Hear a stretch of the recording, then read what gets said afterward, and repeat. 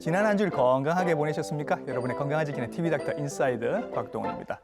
달리기를 시작한 지 연 일주일째, 오늘 아침에도 부푼 가슴을 안고 열심히 한번 뛰어봐야 되겠다고 생각을 하고 침대에서 내려오는 순간 발을 감싸주면서 악소리를 지르는 경우가 있습니다. 자, 이분에게는 무슨 일이 생긴 걸까요? 병원에 갔더니 족저근막염이라는 아주 어려운 병명을 듣게 됩니다. 생각을 해봤더니 내가 하루에 내 발을 몇 번이나 쳐다보지 새삼 내 발에 미안해지게 됩니다. 발에 생기는 아주 흔한 질환 족저근막염에 대해서 알아봅니다. 친절한 오늘의 닥터 이분께 여쭤보죠.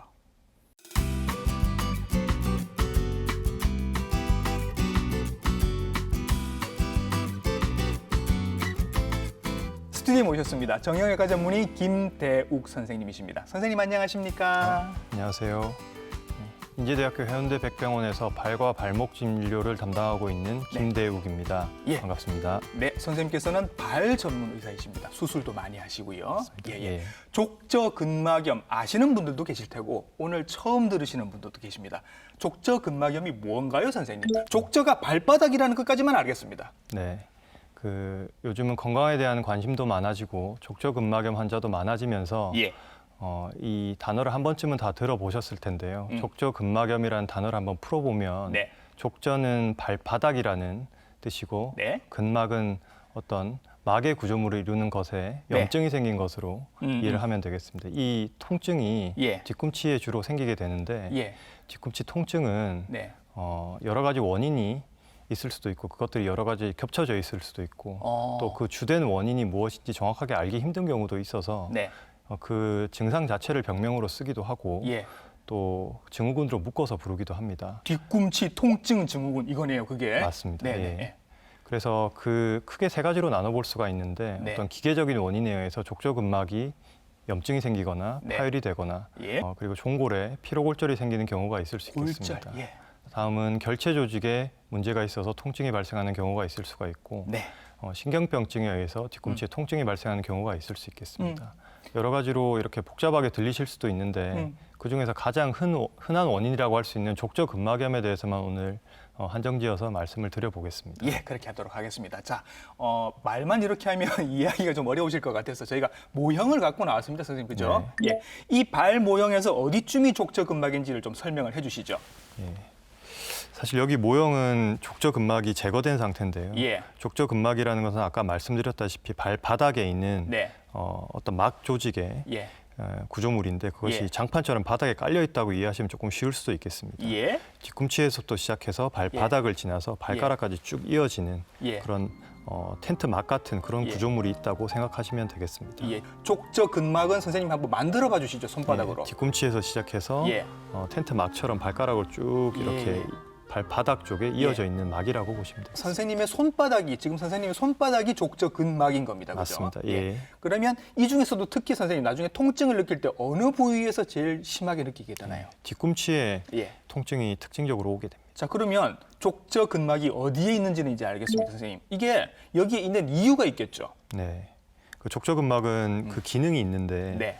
요 정상적인 우리 발의 모양은 네. 이렇게 둥그스러운 아치 모양으로 되어 있습니다. 안쪽이. 그렇죠, 그렇죠. 네, 그런 아치 모양에서 아래쪽을 잡아주는 역할을 하게 되는데 예. 그것이 결국에 우리가 하중을 디딜 때 네. 충격을 완화하게 되고 또 충격을 완화하고 힘을 쓸 때 예. 이 아치 모양에서 힘을 쓸 때 이 아치가 내려가려는 이 현상을 보이게 될 텐데 예. 그 아래에서 족저근막이 잡아주면서 예. 아치가 아래로 무너지지 않도록 밑에서 보완해주는 역할을 하게 됩니다. 발의 모양을 이렇게 오목하게 유지를 하는 기능을 하는 게 족저근막이다. 맞습니다. 예. 여기에 염증이 생기는 게 족저근막염이다. 맞습니다. 이렇게 이해를 하시면 되겠습니다.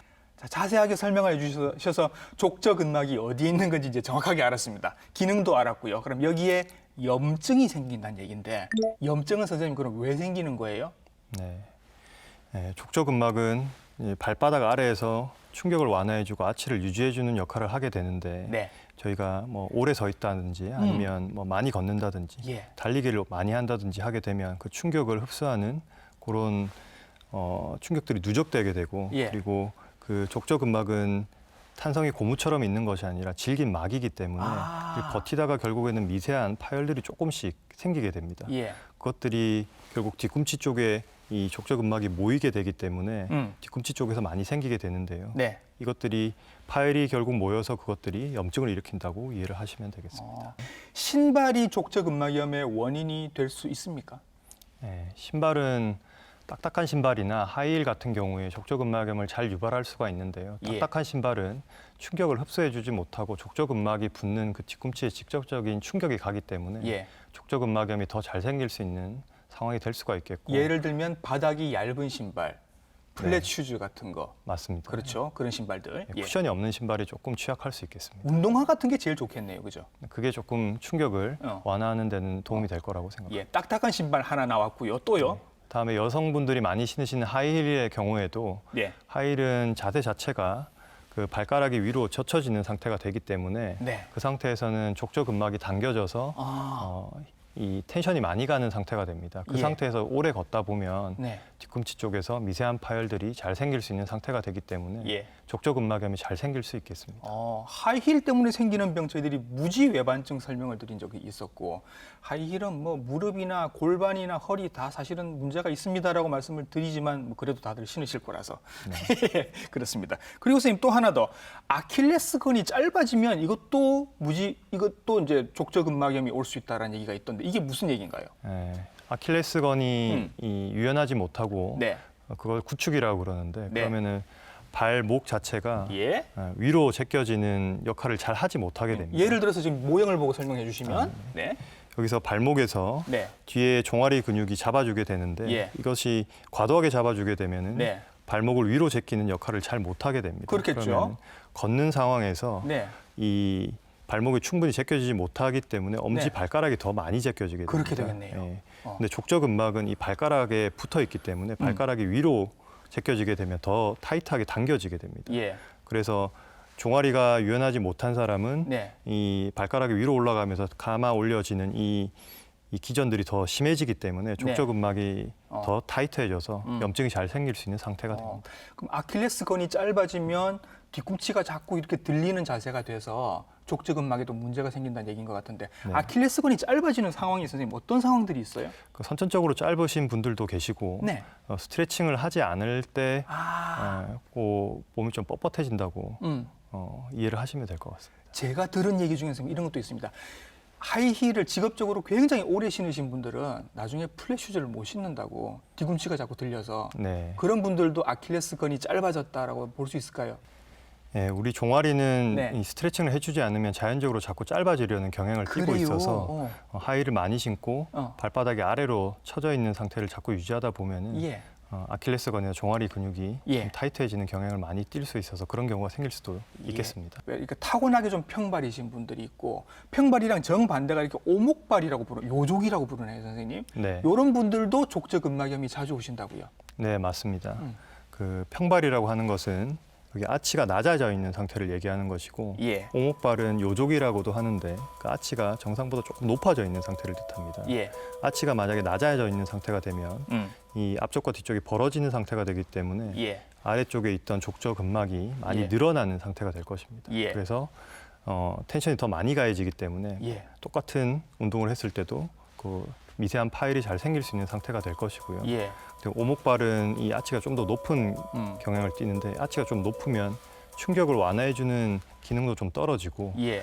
발가락도 과도하게 위로 젖혀지기 때문에 네네. 보행 시에 예. 그래서 뒤쪽에 더 텐션이 또 많이 가해지는 상태가 되기 때문에 음. 족저근막염이 잘 발생할 수 있겠습니다. 예. 선생님이 환자분들 보실 때도 족저근막염 환자들은 여성분들이 많으신가요? 족저근막염 환자는 교과서적으로는 남자 여자 차이가 명확하지는 않다고 나와 있습니다. 네. 하지만 저도 외래에서 진료를 보다 보면 여성분들이 조금 더 많은 비율을 차지하고 있는 것으로 생각이 되고 예. 또 폐경기 이후로 여성분들은 몸의 유연성이 조금 떨어지면서 예. 족저근막염이 더 잘 생긴다고 말씀하시는 분도 계십니다. 그럼 선생님도 경험적으로 한 50대 전후에서 여성분들이 많으신 것 같다는 말씀이시네요. 맞습니다. 그렇습니까? 양발에 같이 오기도 합니까, 선생님?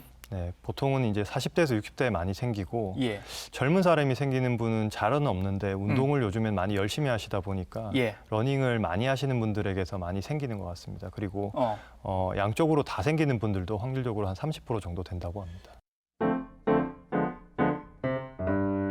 제가 오프닝을 할 때 그 말씀을 드렸는데요. 아침에 침대에서 내려와서 첫 발을 디디자마자 악소리가 난다고. 네. 이 표현이 맞습니까, 선생님? 예, 맞습니다. 예. 그 족저근막염의 특징이라고 할 수 있는데요. 예. 특히 아침에 첫 발을 디딜 때 제일 아픈 통증이 생기게 됩니다. 예. 그 통증이 생기게 되는 이유는 네. 그 염증이 생겼던 그 미세한 파열이 있던 족저근막염이 생겼던 부위에 네. 갑자기 늘어나게 되는 힘을 받으면서 네. 찢어지면서 그런 통증이 생기게 되는데요. 예. 우리가 하루 중에서 사실은 제일 많이 쉬는 시간이 바로 자는 시간 동안이기 그렇겠죠. 때문에 그런 증상들이 가장 확연하게 드러날 수 있는 것이 자고 나서 아침에 일어나서 첫 발 디딜 때가 예. 가장 그런 증상들이 잘 나타나는 시기라고 볼 수 있겠습니다. 예. 첫 발이 제일 아프다면 그러면 10발, 20발, 30발 이렇게 디디면 조금 덜해지나요? 네, 체중이 가해지면서 아래쪽에 있던 족저근막에 텐션이 가해지면 조금 늘어나게 됩니다. 예. 그러면 조금 시간이 지나가면서 통증이 덜해지는 그런 증상들을 보이게 됩니다. 그러면 선생님 이분들은 착각을 하실 수도 있을 것 같아요. 내가 첫 발만 원래 좀 힘들고 그 다음에는 괜찮아 하면서 계속 이 병을 묵힐 수도 있지 않을까요? 맞습니다. 그 시간이 지나가면서 조금 괜찮아지셔서 또 예. 바쁘기도 하고 하시니까 그렇죠. 병원에 오지 않으시고 계속 그대로 증상만 좀 그대로 보시는 분들이 계신데요. 예. 결국에 조금 쉬었다가 다시 일을 하다가 다시 걸을 때 네. 또는 또 그 다음날 또 자다가 또 아침에 일어날 때 굉장히 아프기 때문에 네. 결국에는 병원에 오시게 되고 네. 또 치료를 받게 되시는 것 네. 같습니다. 얘기 들으면 이제 다 내 병처럼 지금 생각이 드실 겁니다. 나도 분명히 저런 거 있는데. 그러면 선생님 이 자리에서 바로 한번 확인을 해보겠습니다. 아침 첫 발 내딛는 게 제일 힘드신 분, 늘 힘드신 분들은 스스로 한번 자가 진단을 해볼 수 있는 방법이 뭐가 있을까요? 네. 아까 말씀드렸던 여러 가지 특징들로 사실은 진단을 하게 되는데요. 예. 제일 쉽게 알 수 있는 것들이 아침에 첫 발 내디딜 때 뒤꿈치가 아픈 것입니다. 예. 또 사무직에 계신 분들은 앉아서 일을 하다가 이렇게 첫 발을 다시 또 뭔가 움직임이 있을 때 네. 악소리가 나는 통증이 있을 수가 있고 예. 그리고 그 통증이 있는 부위가 뒤꿈치에서 약간 안쪽이 돼야 됩니다. 네. 뒤꿈치 가운데 쪽이면 또 다른 질환을 의심해 봐야 될 수도 있고요. 예. 그리고 이 증상 자체는 어느 순간 괜찮다가 갑자기 극심한 통증이 갑자기 생기는 것이 아니고 점진적으로 조금씩 증상이 생기면서 네. 나아가는 그런 경향을 띠고 있고 네. 그런 것들을 종합해서 본인이 족저근막염이 아닌가 의심을 해보시고 예. 병원을 오시면 될 것 같습니다. 예. 나 지금 비슷한 증상이 있어요라는 생각이 드시면 선생님, 그 부위를 눌러보면 악소리 나게 아프기도 합니까? 맞습니다. 그 뒤꿈치에서 약간 안쪽을 눌렀을 때 예. 악소리가 나게 되고 특히 예. 엄지발가락을 제끼면 그 족저근막이 당겨지면서 타이트해지기 때문에 더 통증을 잘 느낄 수도 있습니다. 앞꿈치를 뒤로 이렇게 제끼고 앞꿈치를 이렇게 뒤로 제끼면 지금 양말입니다, 여러분. 뒤꿈치에서 앞쪽 부분 그리고 약간 안쪽 부분 맞나요, 지금? 맞습니다. 여기? 예. 여기를 눌러보면 악소리가 나게 아프시다는 겁니다. 맞습니다. 예. 예. 요게 지금 당장 해보시고 여기서 통증이 느껴지시면 족저근막염 있으신 겁니다. 뒤꿈치는 하루 종일 쓰는 곳이라서 사실은 질환이 굉장히 많을 거라는 생각은 듭니다, 선생님. 오늘 저희들이 대표적으로 족저근막염을 말씀드리지만 비슷한 증상이 있는 다른 질환들도 있죠. 네, 맞습니다. 뒤꿈치 통증은 여러 가지 원인이 있을 수가 있는데요. 그중에서 가장 흔한 원인이 족저근막염이지 모든 것들이 다 족저근막염으로 생각할 수는 없습니다. 네. 뒤꿈치 통증 중에서 가장 족저근막염과 비슷하게 헷갈릴 수 있는 질환은 네. 종골의 피로골절인데요. 종골이라고 하는 것은 뒤꿈치 뼈를 얘기하는데 예. 거기서도 똑같이 하중이 반복적으로 가해지면서 예. 미세한 골절이 생기는데 이 예. 증상이 족저근막염과 매우 유사합니다. 옛날에 그래서 그 왜 군인들이 딱딱한 군화 신고 행군하면 이런 거 왔었죠. 맞습니다. 피로골절이라고 예. 하는 거죠. 맞습니다. 네, 예. 네, 예. 그것이 엑스레이로도 잘 나타나지가 않고 예. 증상으로서 구분을 해야 되는데 네. 그 뒤꿈치 쪽 아픈 부위가 네. 족저근막염이랑 매우 유사하지만 네. 이 통증의 원인이 종골, 뒤꿈치 뼈의 그 몸통에 있는 것이기 때문에 예. 발바닥에서 눌러봤을 때 말고 양쪽 옆에서 쥐어짜듯이 눌러봤을 때도 통증이 있어서 그것으로 족저근막염과 좀 차이를 구분할 수가 있습니다. 발바닥 쪽을 누르지 않고 양쪽 옆을 눌러도 아프고 맞습니다. 골절이 있으니까 그죠? 맞습니다. 예, 자 골절이랑 헷갈릴 수 있습니다. 또요. 그리고 뒤꿈치를 눌러보았을 때 족저근막염은 뒤꿈치에서 약간 안쪽이 아프다고 말씀드렸는데 네. 뒤꿈치가 아프지만 뒤꿈치 정 가운데가 아프신 분들이 있습니다. 네. 이 경우는 지방 패드 위축증이라고 하는 발바닥에 있는 지방 패드가 조금 줄어들어서 그 발 뒤꿈치 뼈가 바닥에 바로 닿기 때문에 통증이 생기기도 합니다. 지방 패드 위축 또 하나 있고 그다음에 선생님 족근관 증후군 이건 뭔가요? 똑같이 뒤꿈치에 통증을 일으킬 수 있는 질환 중에서 예. 족근관이라고 하는 것이 있는데 네. 또 비슷하게 수근관이라고 하는 것도 인체에 있지만 그렇죠. 족근관이라고 예. 하는 것은 어. 발목 주변에서 혈관과 신경이 지나가는 좁은 통로 같은 곳이 있습니다. 네. 거기서 신경이 눌리게 되면 네.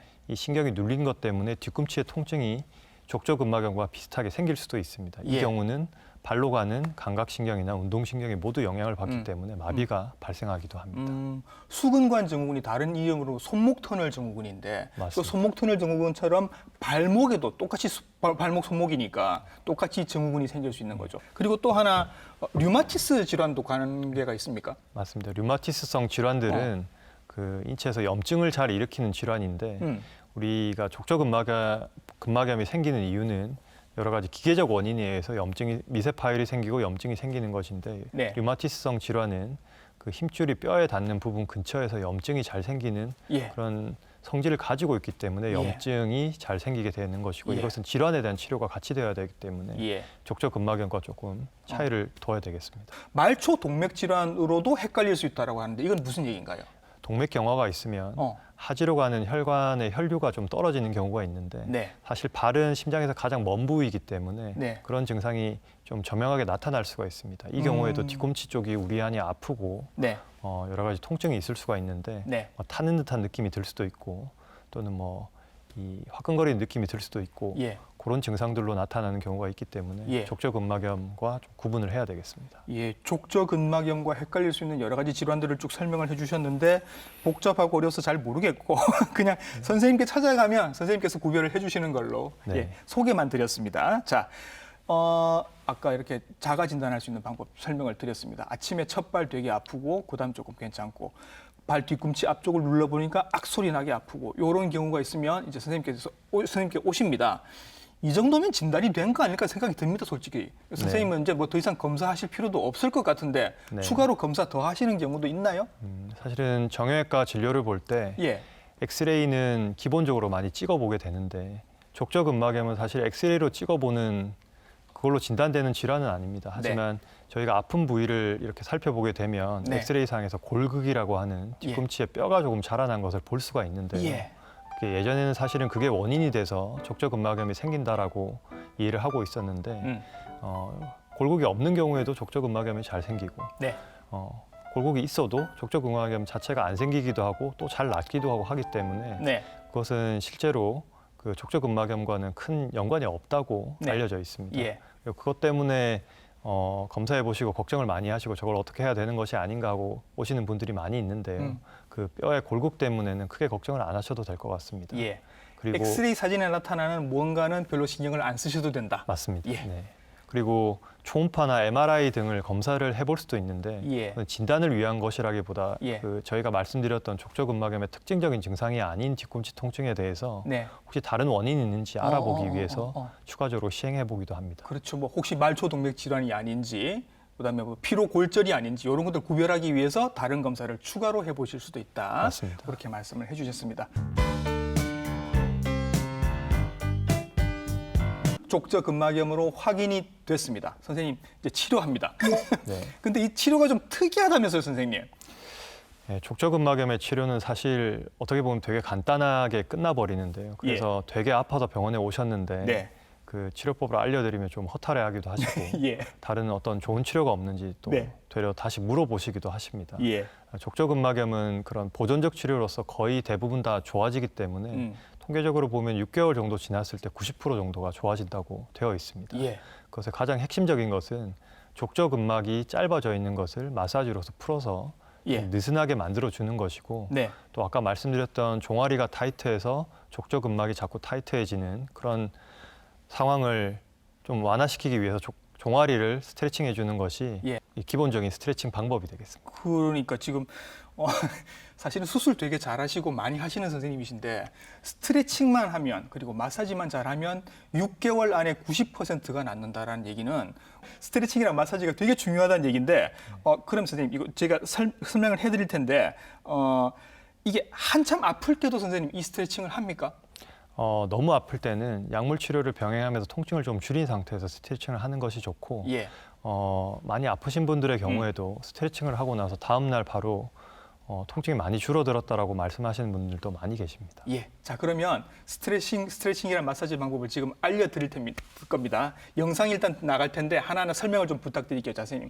발을 한번 보시고요. 자, 지금 영상이 나가고 있습니다. 설명해 주시죠. 예, 일단 족저근막을 마사지를 해주는 방법인데요. 네. 엄지발가락을 먼저 제껴줘야 예. 엄지발가락 쪽에 붙어있던 네. 족저근막이 팽팽해지면서 그것을 실제적으로 만져볼 수도 있고 네. 눈으로 확인할 수도 있습니다. 예. 거기를 엄지손가락으로 꾹꾹 눌러주는 것이 네. 일단 근막을 늘려주는 방법입니다. 예. 이것이 우리 반죽을 일대로 민다고 생각하는 느낌으로 네. 엄지손가락이든 주먹이든 예. 또는 골프공이든 여러 가지 도구를 활용해서 좀 밀어주시면은 그 늘려준 그런 효과를 볼 수가 있습니다. 지금 당장 해보실 수도 있는 아주 편한 방법입니다. 그죠? 맞습니다. 예. 그리고 또 하나 영상이 나오는데 저건 이제 서서 하는 겁니다, 선생님. 예, 저것은 족저근막염에서 족저근막이 아닌 원인이 될 수 있는 종아리의 구축을 조금 늘려주는 건데요. 예. 아킬레스건 구축도 마찬가지고요. 예.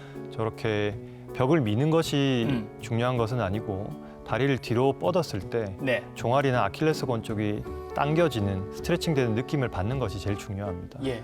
이렇게 발을 들어서 발가락을 등 쪽으로 이렇게 올리고, 그죠? 그럼 여기 족저근막이 팽팽해지는 게 지금 느껴집니다. 여기를 이제 엄지손가락으로 눌러주는 거죠. 맞습니다. 꾹꾹 이렇게 꾹꾹 눌러주시는 겁니다. 이렇게 엄지손가락으로 눌러주셔도 되고 손가락 사이로 이렇게 밀어주셔도 되고요. 심지어는 아플 때 여기 건드리면 되게 아프실 텐데 이때도 스트레칭을 하시는 게 도움이 된다. 맞습니다. 그렇습니다. 예. 그리고 제가 검색을 해보니까 선생님 뒤꿈치에 이렇게 패드 같은 거를 이렇게 대서 신발을 신으시면 도움이 된다 이런 얘기도 들은 것 같은데 맞나요? 예, 뒤꿈치에 족저근막염이 있을 때 족저근막에 직접적인 충격이 가해지면 통증이 많이 발생하기 때문에 네. 뒤꿈치에 패드나 컵 같이 생긴 것들로 그거 보완을 해줄 수가 있습니다. 네. 딱딱한 플라스틱 제품으로 된 것들은 뒤를 감싸주면서 예. 보호해준 역할을 할 수가 있고 네. 조금 고무나 그런 쿠션이 있는 것들은 예. 충격 완화를 해주는 효과를 같이 볼 수가 있겠습니다. 예. 제가 근데 검색을 해보니까 선생님 엄청 많이 나옵니다. 되게 저렴한 것부터 비싼 것까지 인터넷에서 그냥 저희들이 사서 써도 될까요? 아니면 선생님께 처방을 받아야 합니까? 네, 요즘은 그 인터넷에서 많이 제품들이 나와 있고 접근하기도 쉽기 때문에 네. 환자분들께서 많이 사서 이렇게 적용을 해보시는 것 같습니다. 네. 사실 그 사람의 발이 사람마다 다 모양이 틀리고 나오는 제품들도 다 모양이 틀리기 때문에 네. 본인의 발에 잘 맞춰서 그걸 사용하셔야 되는데요. 네. 기본적으로는 압력이 가해지는 부위에 압력을 좀 분산시켜 줄 수 있는 것과 예. 아치가 낮으면 아치를 조금 보완해 줄 수 있는, 받쳐줄 수 있는 그런 제품들로 골라서 본인 발에 맞게 예. 제품을 잘 골라서 사용하시면 도움을 받을 수 있다고 생각합니다. 이게 패드 말고도 선생님 깔창, 슬리퍼 이런 거 되게 많이 나옵니다. 선생님도 많이 보셨을 것 같은데 네. 어느 거라도 쓰시면 도움이 될까요? 네, 모두 사실은 기존에 있던 그런 충격들을 완화해 줄 수 있는 측면에서 예. 슬리퍼나 깔창들이 모두 도움이 될 수 있는데 네. 그게 기성 제품으로 나와 있는 것들은 발에 잘 안 맞을 수도 있어서 잘 예. 골라서 오히려 잘 안 맞는 제품을 썼을 때는 오히려 발의 통증이 또 심해질 수도 있으니까 예. 본인이 그걸 잘 고르시는 게 제일 중요할 것 같습니다. 그래서 선생님을 정말 어렵게 찾아왔는데 예약도 막 해서 선생님 어렵게 찾아왔는데 족저근막염이시네요. 자, 스트레칭 하시고 발에 패드 까세요. 이러면 환자분들 입장에서는 약간 허탈할 수도 있을 것 같아서 네. 선생님 제가 인터넷에 찾아봤는데 체외 충격파 이런 게 있다면서요? 라고 물어보시는 분들이 분명히 계실 것 같아요. 네. 제가 들은 체외 충격파는 요로 결석 깰 때 쓰는 거, 그다음에 어깨에 석회화 같은 게 있을 때 깨는 그런 용도로 쓰는 걸로 제가 알고 있거든요. 맞습니다. 족저근막에 여기에 깰 게 있나 싶어서요. 네. 체외 충격파는 체외에서 말 그대로 충격을 줘서 예. 그 충격으로 인해서 조직들이 다시 잘 재생되는 것을 유도하는 방법인데요. 네. 이것들은 이미 2006년에 FDA 승인 받은 방법이고 그 방법들에는 고에너지를 한 번에 쏘는 방법도 있고 네. 저에너지를 이렇게 넓게 퍼뜨리는 방법도 있는데 예. 사실은 이 충격에 의해서 그 다시 재생을 유도하는 방법이기 때문에 어떤 분들에게 있어서는 그것이 더 통증을 유발하기도 합니다. 그래서 일단 스트레칭 운동을 먼저 하고 난 다음에 네. 추가적으로 필요할 때 예. 선택적으로 시행해 볼 수 있는 방법이라고 할 수 있겠습니다. 어쨌거나 스트레칭이 1번이다. 맞습니다. 스트레칭이 가장 중요하다. 그럼 이런 경우도 있지 않습니까, 선생님? 당장 내일 우리 동호회 테니스 대회 시합 날이에요. 네. 예. 내일 당장 골프 라운딩 나가야 돼요. 근데 지금 아파요, 너무 선생님. 네. 그냥 주사 뭐라도 좀 놔주시면 지금 당장 좀 좋아지지 않을까? 저 급해요, 선생님. 이러면 어떡해요? 예, 바로 좋아지는 방법이 없냐고 예. 급한 마음에 찾으시는 분들이 있는데 예. 그래서 또 스테로이드 주사에 대해서 많이 또 물어보시는 분들이 계십니다. 예. 사실 우리 근골격계 질환에 있어서 스테로이드는 잘 쓰면 약이 되고 또 잘 못 쓰면 부작용으로 해서 독이 되는 경우가 많이 있는데요. 예. 그런 것들을 또 잘 알고 오셔서 스테로이드에 대해서 이렇게 겁을 내시는 분들도 있고 예. 또 잘 모르셔서 여기서도 맞고 저기서도 맞고 해서 여러 번 맞으시는 분들이 있는데 스테로이드 주사 자체는 금방 염증에 대한 효과를 내서 증상을 호전시킬 수는 있지만 족저근막염에 있어서 그 효과는 일시적이고 네. 사실은 거기에 따르는 부작용들이 몇 가지가 있기 때문에 조금 피하시는 게 좋다고 저는 생각합니다. 예. 그 부작용들로는 그 맞은 부위가 재생되지 못하고 네. 족저근막이 아예 파열돼 버리는 경우가 생길 수가 있습니다. 예. 그럼 이건 수술로서도 굉장히 좀 해결하기가 어려운 부분이 되는 것이고요. 그리고 주변으로 스테로이드 주사에 의해서 지방체가 위축이 되어서 뒤꿈치 패드 위축증이 또 같이 와서 예. 다른 문제가 또 생기는 경우도 보았습니다. 예. 그래서 교과서적으로도 스테로이드 주사는 마지막에 한 번 정도 써볼 수 있는 그런 방법이다라고 되어 있습니다. 네. 그래서 여러 번 주사 맞는 것은 그렇게 추천드리지 않고 서로 맞는다고 하더라도 스테로이드가 없는 주사를 맞으셔야 되는데 네. 사실은 여기 주사를 맞아보신 분들은 알겠지만 그 뒤꿈치에 주사를 찌르는 그 과정이 굉장히 통증을 많이 유발합니다. 예. 따라서 금방 좋아지시겠다고 하는 것과는 조금 다를 수가 있어서 예. 소염 진통제 같은 약물을 복용하시고 스트레칭을 해보시는 것이 예. 당장의 효과에는 더 효과가 있을 거라고 생각을 합니다. 예. 그러면 선생님 지금 우리가 얘기 나눈 것만 해도 스트레칭, 초음파로 깨는 방법, 스테로이드 주사 이렇게 나왔습니다. 요 세 가지 치료 효과별로 순서를 정하면 어떻습니까? 뭐 딱 하나만 고르라고 하면 저는 스트레칭을 추천드리겠습니다. 예. 그것이 가장 효과적이고 예. 이미 밝혀져 있는 연구들에서도 그것만큼 더 효과적인 효율적인 방법이 없다고 예. 되어 있습니다. 나머지 방법들은 첫 번째 스트레칭을 해봐서 효과가 부족할 때 네. 추가적으로 해볼 수 있는 방법으로 생각하셔야지 예. 사실은 이 스트레칭이라는 것이 굉장히 단순해 보이고 그리고 그것이 좀 하찮아 보이게끔 생각하시는 분들도 있어서 예. 잘 안 하시고 다른 어떤 좀 있어 보이는 거창한 치료를 찾으시는 분들도 계신데요. 예. 기본적으로는 스트레칭을 먼저 하고 난 다음에 나머지 치료들을 부가적으로 한다고 생각하시는 것이 좋겠습니다. 수술을 전문으로 하시는 선생님임에도 불구하고 족저근막염은 스트레칭이 가장 효과가 있다. 그것만 열심히 하셔도 된다라고 지금 계속 강조를 하고 계십니다. 그러면 선생님, 이 방법 저 방법 다 써봤는데도 안 돼서 수술을 하시는 경우도 있습니까? 네, 그 보존적 치료 스트레칭을 하여도 네. 일부 환자분들께서는 좋아지지 않고 불응성으로 남아 있는 그런 분들이 계십니다. 네. 그런 경우에는 어쩔 수 없이 수술적 치료를 고려해봐야 되는데요. 예. 수술적 치료는 방법은 타이트해져 있는 우리 팽팽해져 있는 족저근막을 일부러 조금씩 칼집을 내줘서 늘려주는 방법입니다. 족저근막 유리술이라고 하는데요. 예. 그것을 예전에는 많이 열어서 족저근막에 대해서 그렇게 치료를 했었는데 네. 최근에는 내시경이 발달했기 때문에 네. 구멍을 조금 뚫어서 그 구멍을 통해서 카메라로 보고 상처를 적게 하면서 치료할 수 있는 방법도 많이 시도되고 있습니다. 자, 오늘 나오셔서 족저근막염에 대한 여러 가지 설명 자세하게 잘 해주셔서 이제 머릿속에 잘 들어온 것 같습니다, 선생님. 앞으로 족저근막염 겪게 되실 분들이 많으실 것 같습니다. 분명히 그분들에게 미리 당부 말씀을 좀 부탁드리겠습니다. 네, 발은 보행과 직결되는 인체 기관이기 때문에 네. 발에 문제가 생기거나 통증이 생기면 상당히 불편함을 많이 겪게 됩니다. 네. 삶의 질이 상당히 떨어지게 되는데요. 저도 족저근막염을 겪어봤지만 그 통증으로 인해서 굉장히 불편함을 많이 겪었습니다. 네. 그리고 최근에는 운동을 하시는 분들이 굉장히 많이 늘어나서 족저근막염 발생률이 굉장히 높은 것 같습니다.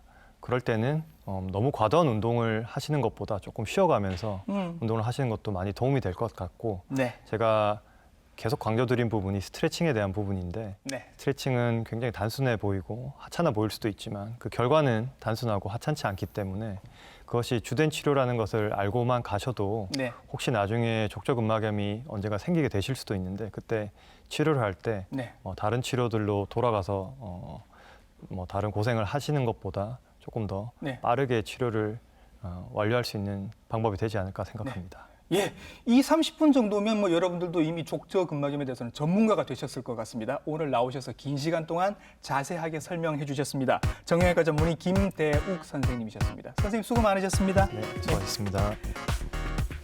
요즘 살 빼기 목적으로 달리기 시작하시는 분들 굉장히 많을 텐데 비싼 운동화도 좋고 브랜드 운동복도 좋지만 발바닥 스트레칭이 훨씬 더 중요하다는 거 오늘 한 번 더 말씀을 드립니다. 인사이드 다음에 좋은 정보로 인사드리겠습니다. 시청해주신 여러분 감사합니다.